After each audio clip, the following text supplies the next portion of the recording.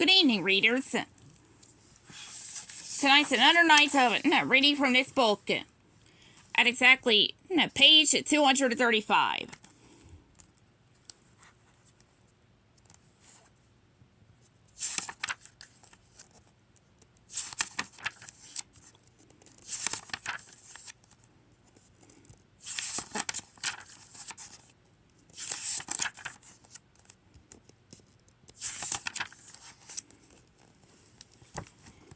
Tonight's story is called Scamp's Adventure.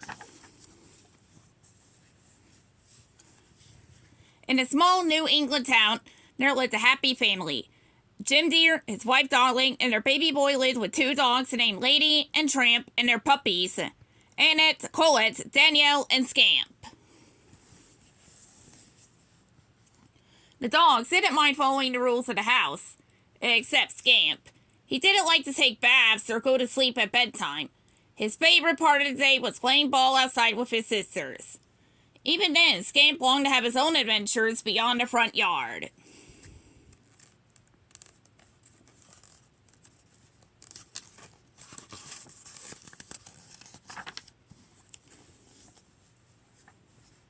An old bloodhound named Trusty and Jock, a Scottish terrier, lived nearby. They often visited Scamp and told him exciting tales about the dogs that roamed the junkyard. The junkyard dogs are the bravest of all dogs, laddie, Jock would often say.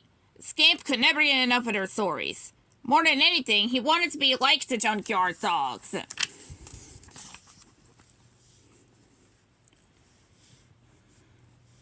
One night after listening to Jock and Trusty, Scamp had a dream that he was a brave junkyard dog. In his imagination, a traveling circus had come to town and a lion had escaped. All the dogs were afraid, and so were the townspeople. But Scamp wasn't scared. He chased the lion back into its cage. Scamp became a hero, and everyone knew how brave he was. When Scamp woke up the next morning, he was surprised to find that he was still at home, not at the junkyard. Scamp leaped to the top of a dresser and stared at his reflection in a mirror. "I am brave," he growled. "Yarr!" "Now, Scamp," his spotter barked. "Get down. No climbing on the furniture. You know that." Now, Scamp was tired of listening to rules.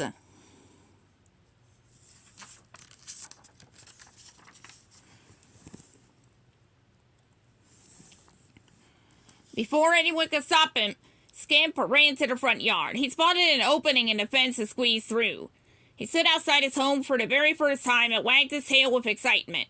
He wondered which way to go. Suddenly, Scamp heard a rumbling sound. He spied a delivery wagon, and his ears perked up. This was his chance.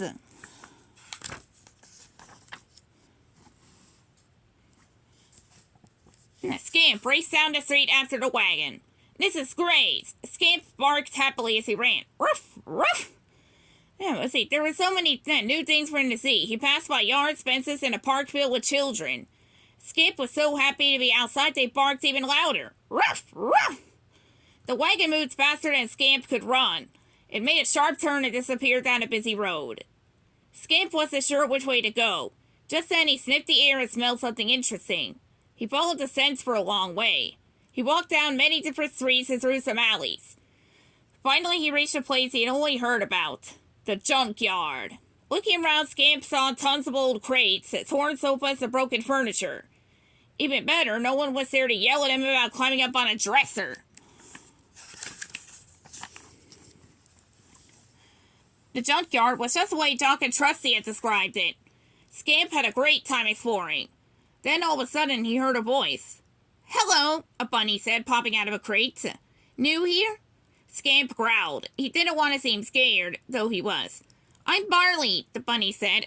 "Welcome to the junkyard."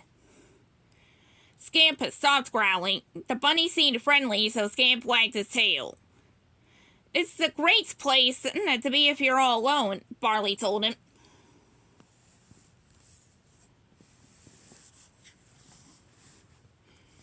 Barley looked carefully at Scamp's clean coat and trimmed nails. Barley could tell that Scamp was not a street dog. It doesn't replace having a family, though, Barley warned. There are hidden treats here, but there are also hidden dangers. Be careful. Thanks, Scamp barked. Then he continued to explore, but something was bothering him.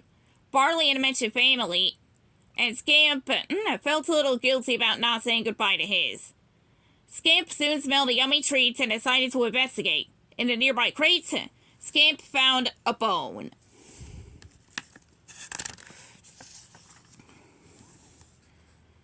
Just as Scamp reached for the bone, two Siamese cats popped out of a box. They hissed at the puppy.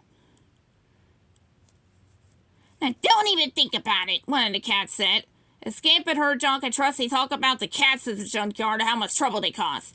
Get out of here! The other cat screeched.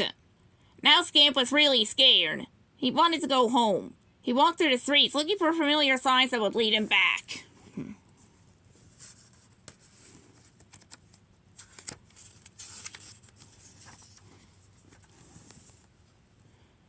Finally, Scamp saw his front yard. He crawled in through the fence and dashed up the steps. I'm back, he barked excitedly. His whole family rushed to greet him. His mother licked his face, and his father nuzzled him. Scamp wagged his tail. He realized that Barley was right. Nothing could take the place of being with family. That night, Scamp had settled into his basket. As he closed his eyes again to fall asleep, he sighed happily. He was glad to be home. The end.